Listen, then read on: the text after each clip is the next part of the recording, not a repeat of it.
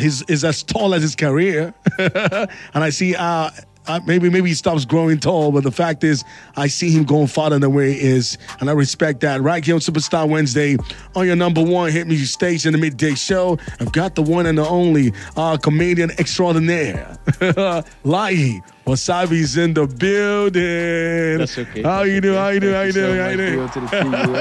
You already know it. I'm grateful to have you on the show, bro. Yeah, it's a privilege. Thank you. This is my first time. Like I said, I met you. I met your work. You felt like you were more like a diamond from the rough. And I'm sure sometimes when we use words like, "Oh, I've blown," or when you say, "Oh, I want to blow," sometimes you never know when exactly that happens. Yeah. You cannot. There's a time you get to your life and your career, and you know that I think I'm doing something right. Yeah. Did you ever think in your entire life you're going to get to this point? And I want you to be very honest about that. I mean, it's always been a dream from the start, but I never knew how soon or how big it was going to get. But I knew this is what I was going to do with my life, eventually. But I never saw that, I would get to this point that I'm in, this fast and, this young. But I knew I was going to strive for it anyway. So what's the first content you did and you were not proud of? The first content I did, I wasn't proud of. There was this content I did in school. So I've been making skits since 2015. Okay. Yeah, but I went fully into skits early 2020, late 2021. Okay. Yeah, that's so when I was going to go into skits fully, there was this first content that I did that I showed my guys. I mean, I found it funny at the time. I cosplayed as a woman, Yeah. It was pretty lame actually to them. But I didn't stop there. Do you get so? But I just stopped showing them the content that I was creating. Which one of your friends don't you like showing your contents to? Most of them. Why? Yeah, but I have a few that I show my contents to that give positive feedback. Okay. My closest friend at the time in uni was always supportive. Okay. He was always telling me what to do, what to correct, how to approach, I get that. Like that. Sometimes it's different between a yes man and a critic, or somebody who supports what you're doing. Yeah. There's some of your friends, they gas you up, whether you're good. It's the same way somebody gets into I'm really grateful for my friends. My friends are my second greatest critic. Oh, wow. First of all, I'm my greatest critic. That's good. Followed by my friends, then maybe family. But my friends they are not yes men. Yeah, and I love that because, like I said, it's necessary that people are telling you the truth. Yeah. I think, which would you say has been your biggest alter ego? When it comes to your comedy? Because I've seen you play different roles. Yeah. But which one has been your biggest character so far? Definitely the law. But that's actually the real life. How we have some lawyers. We have some charge and bail lawyers. We have lawyers who are real, and we have lawyers who are there for just the money, and we have lawyers that are going to advise you to do the wrong things, right? Yeah. Is this a true life experience? Are you from a family of, law? Why did you pick that character? Did you study that in school? Why did you pick that character to play? Okay, so I studied law in school. Okay. So how I came about that character that I play online is experiential. I served at Ministry of Justice Ibadan. Oh. Yeah, so there were a lot of lawyers like that. Jesus Christ. And whenever I was on internship, I did my internship, most of my internship in Oshogo. Oh, nice. So, court experience, I saw a lot of lawyers hanging around court premises. I never had a one-on-one with many of them. But most of my comedic material is just from observation. So I was able to see these characters and just kind of assume what their day-to-day lifestyle would be. So that's how I came about, the law character. The good thing about the kind of business we're in, everybody fails to believe that we're happy. Now you make a lot of people happy. Nobody ever would think, oh, Layi is always a happy guy, which that might be the case, right? And the fact is, people never really think you're going through anything. Now, for anybody who picks up a camera or a phone and wants to make content, they might almost like, oh, Layi could do it. It can't seem that easy, right? People don't talk about the dark sides of what we're doing, right? You make everybody happy. Was there any part in your life that you had a really trying time to get to where you are now? Yeah, I would say, the beginning was really, really rough. After my first few viral videos, I was so much in my head. And, I've heard it a lot, a lot of comedians, content creators get to that point, when they firstly, realize fame. At some point in their fame, they kind of seep into this depression. Absolutely. So they say, but I won't say mine was depression, but I was always anxious. I didn't know the next step because I figured that, at this point, I should know how to navigate what I'm having now, because the expectations are really high. Yeah. Because it had always been a lifelong dream, but when it was actualizing, I was scared. I was mostly anxious and having a lot of sleepless nights. So it was getting to me. So I had to just kind of be my own therapist and, just enjoy whatever this is and just, go with the flow and do what you love doing. And I like how if you ever have to change your career, which I know you almost might say, nah, I don't think so. But I'm sure there's always something we love. Like for a time in my life, I love to play football, right? I don't think I can play football. I can play football now, but play football on my level. Not on a professional level. There might sometimes you do certain things because you didn't get it right in a type of thing that you've always loved to do, right? If you were not doing what you're doing right now, what would you have been doing? So I think if I wasn't creating content, I would still definitely be in the entertainment space. So before I started creating content, funny story, I was an understudy in a radio station. I wanted to be... Yeah. Okay, so you're in the right playground right now. Yeah. That's exactly good. I might be your mentor, you never know. You are actually. So you worked at a radio station? Yeah, I did. I did for a brief 2 months before I left for Ibadan when I went to serve. What was the name of the radio station? You're allowed to say it? I'm allowed. Okay, it's in Oshobo Rave FM. Yeah. Real, okay. Yeah, so I was an understudy there. Hopefully, I was pitching my own show to the manager of the radio station at the time, and it was a work in progress, but I had to leave to Ibadan. So Ibadan was where I started, because I didn't really know how to navigate Ibadan very well. I grew up in Oshobo, so I knew my way around, but being in Ibadan, I really didn't know my way around, and I already had a PPA, that was the Ministry of Justice, so shuffling that with the radio station, I just figured, what, rather than being idle, because it was either OAP or MCing at the time. It was just entertainment for me, really. So I was either going to be an OAP or an MC, but I wasn't able to do that because I had no idea how to navigate. So I was just like, in this corner of my world, let me just try and do something that people would see. And I kept pushing content out there. And before I knew it, man. I like the vibe that you said, man. Yeah. It's good now, right? It's really, What you said is, what you said. Thank God. I mean, that's good. You always like, I think I've seen you a couple of times on videos where you do you have a special type of way that you like to look when you go out? Yeah. I like to look Yoruba. Okay, because the first time I saw the picture of you in suits. Yeah. Not the coat you wear for your skits. I mean, proper suit. Yeah. That was so different. I loved it. I think it kind of shocked everybody, right? Yeah, it did. People were wishing me happy birthday. Yeah, I posted that picture. I was like, what? Because, that was that your idea? With the suits? Yeah. Yeah, it was. I just felt like people needed to see a different side of what I normally, put on the internet. And I was like, yeah, let's do it. What are you most judged about? When it comes to what do people judge you most about? I mean, when they judge you half the time, what are the things that you see that is always common that you feel people judge you with? I don't know. People expect me to be extroverted, kinda, just be kind of a little bit loud and be the life of the party. I don't know why. So it's a shock to people when I come off, gentle and reserved. People expect me to be the, "Hi, my brother, how are you doing?" I don't type of, and I'm really not like that in real life. So when you go out, yeah. So people expect, me to be head on funny to them, and I'm a little bit, just chill, kind of doing one-liners and all that. Yeah, because that's work. Yeah, it's not. So that's not your day. That's not. If I'm going to be lying on a good day, that's not what I'm going to see. Well, at some point, definitely, we would share a lot of jokes at the end of the day because it's my personality. I'm a funny person, so definitely I would share jokes. But, first off, that would not be what I would come off to you as. I would come off to you as, funny or so animated, really. So, yeah.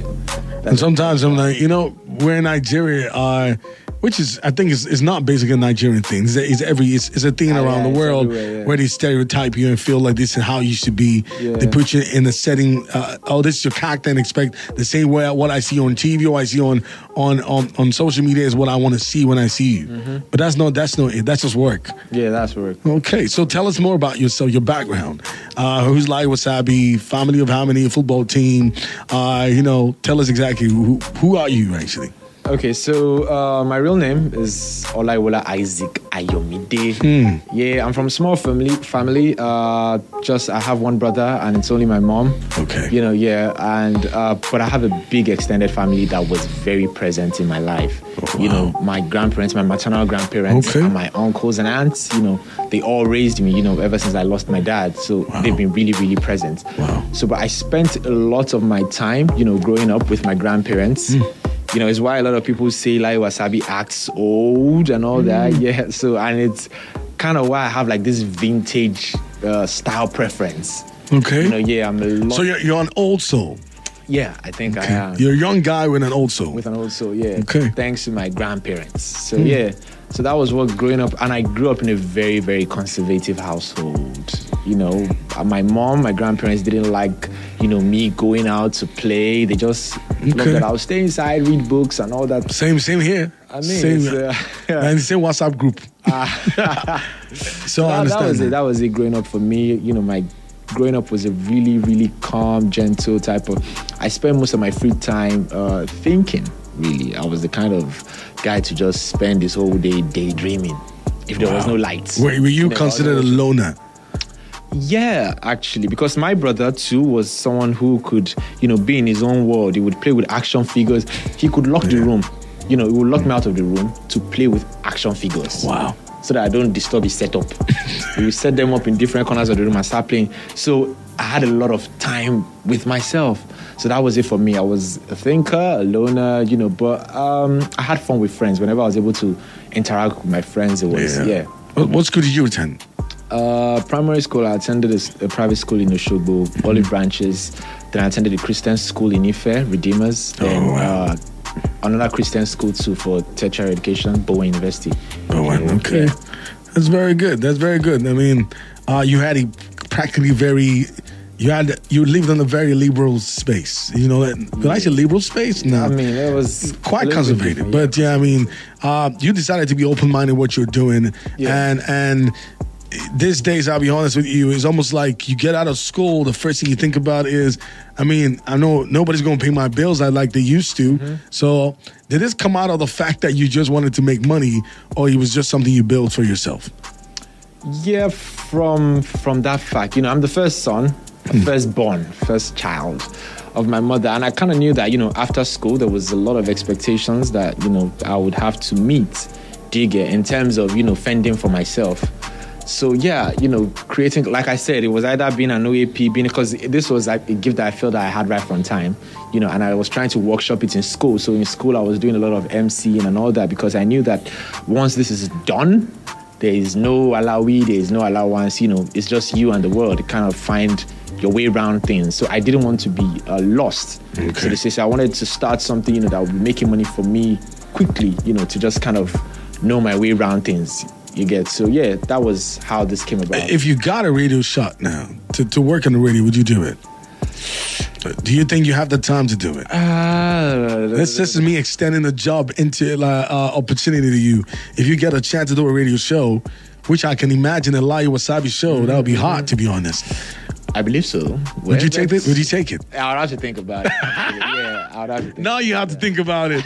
So dreams do come true. I love that. Yeah, but now a lot of people will inspire you. Like, I'm very sure.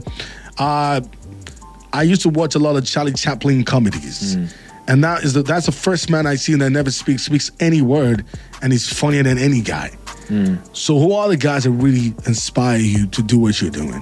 And I'm sure besides your work, there are other people you might love as well, right? Yeah. I mean, who are the people you love besides you? There's a lot. I think now that I'm even doing comedy, I've begun to appreciate comedians a lot more. Wow. So yeah, I would say internationally, I love Eddie Murphy. Okay. You know, his trajectory, his career has inspired me so much. He's someone who also started at a very, very young age to do comedy. I love Chris Rock as well. I love Mr. Bean.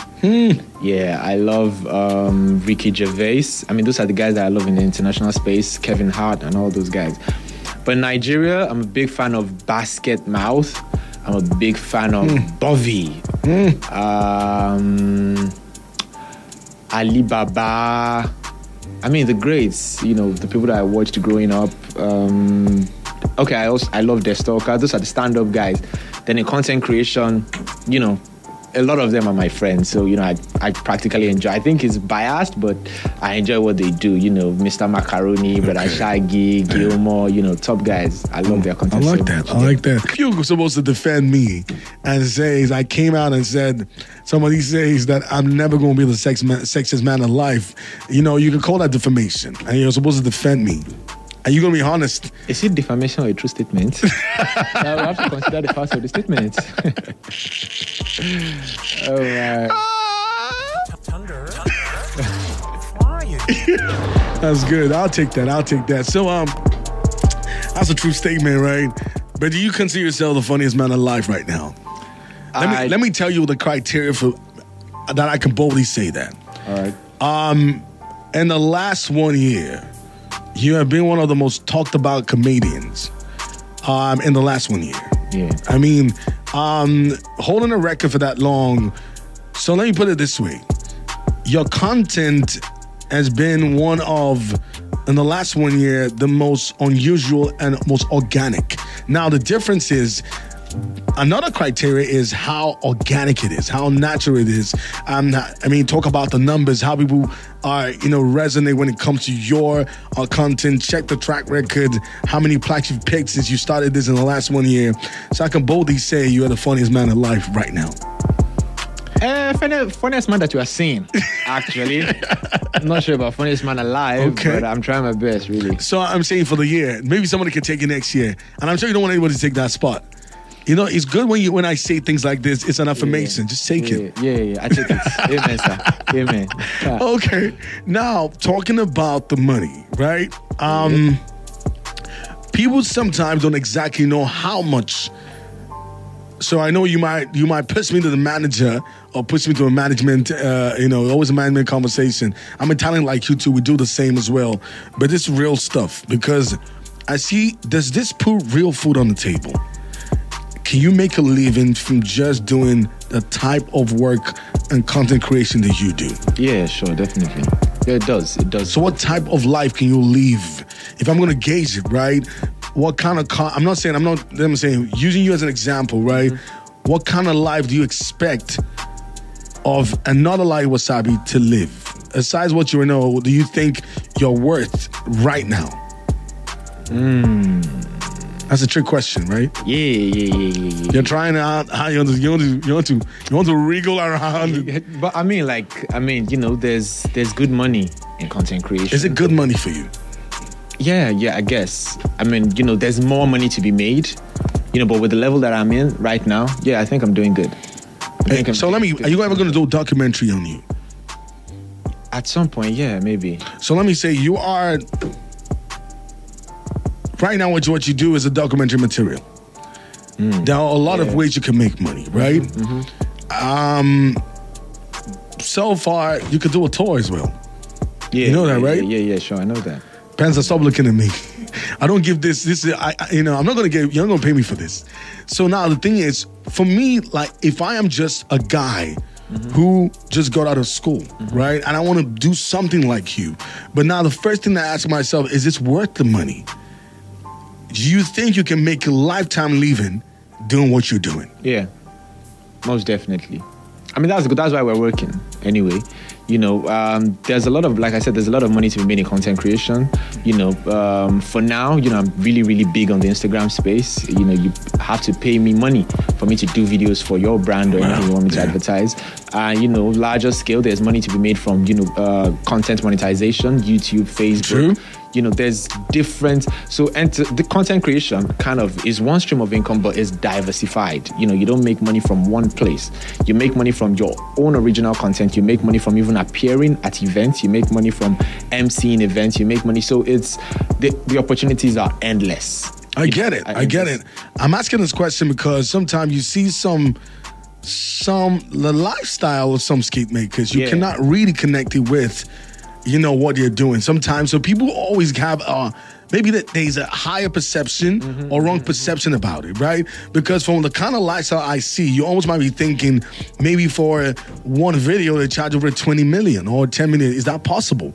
Is it possible you do content that you charge up to that amount of money? I don't know anybody that charges up to that. But I think the lifestyle that a lot of skit makers do. I know skit makers who are living good, and all the money they earn is from content creation. But there's a level you get to in content creation that you have been able to gather enough capital to have other businesses. So that's what a lot of people don't see. Content creators, a lot of them gather enough capital from the content creation and have businesses, that also makes passive income from them at the same time making money from content creation. So when all that money starts to come in, it's like, how many skits you do, Baba? How many skits you do? You understand? So that's the conversation. The question starts to come up. Yeah. Because that's another face. Are you ever going to, bro, aside just making contents for Instagram, is there more? Are you going to be doing movies? Or are you going to have your own comedy show? Is that going to happen? I mean, content creation is just the beginning. Is a tip of the iceberg of what I believe I can do and what I'm going to do eventually. So, what I'm eventually going to grow into, a lot of people won't even tag me as a content creator. I'm going to grow larger than that at the end of the day. There's going to be movies, there's going to be stand-up, there's going to be a lot of other projects, in the pipeline. That content creation would just be a little fraction of what Layi Wasabi is doing. I like that. Like I already said, the sky's the limit. We have to keep working hard. I mean, that's our goal. But I also know that aside work, there are other things you like to do. Do you listen to music? How do you take a break, actually? So when you say you're a music head, if I pick up your phone right now, what are the songs I'm going to see on it? So I don't have a specific genre, but I listen to a lot of good music. If you pick up my phone now, you will see a lot of Jack Harlow, you'll see Brymo, you'll see Burna Boy, Shay Vibes. I mean, it's just Jamo anyhow. Jamo. You understand? But which is your favorite? Very heavy on Do you have a favorite? A favorite artist? Yeah. So recently, I've been a little bit stuck on Brymo. Yeah. Wow. We need music to get us through the day. Yeah. Layi, it's great to have you on the show. Great talking to you. Maybe one of these days you make up your mind, you want to have a radio show. We can have a conversation about that, right? Wait a minute, Penza, we're still talking about Penza? You're talking about it? Penza, let's finish that conversation, right?